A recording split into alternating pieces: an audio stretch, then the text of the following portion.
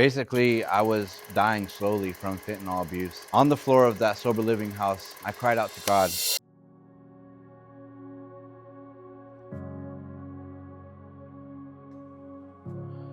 Hi, my name is Brother Ryan. I've been going to Victory Outreach Phoenix for about 3 years now.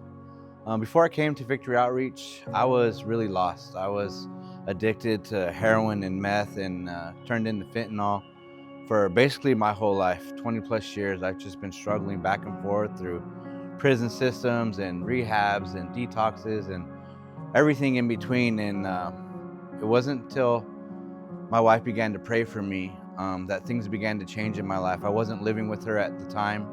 I was in a sober living house, and basically I was dying slowly from fentanyl abuse. And on the floor of that sober living house, I cried out to God, and God called me into the Victory Outreach Phoenix men's home.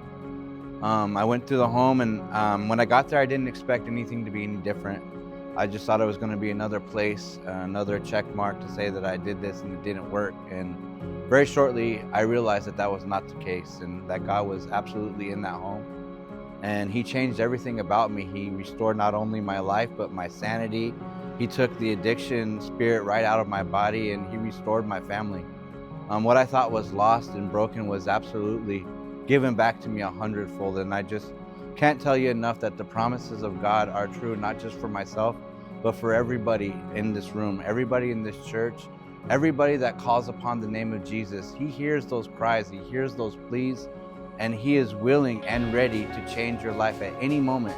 All you have to do is believe. And I felt so ashamed when I got to the home, and I couldn't believe the way that I had treated my family and how I had just lived in sin and in the muck and the mire my entire life. And that weight of shame that was so heavy, that burden was so big, and it was lifted off my shoulders. And I just want to tell you today that if you're sitting there and you're thinking about something that you really want to happen, if you have a miracle that's deep down in your heart right now, God knows that miracle, and He's willing and ready to show up for that. All you have to do is believe. The promises that were true for me are true for everybody. They're true for you.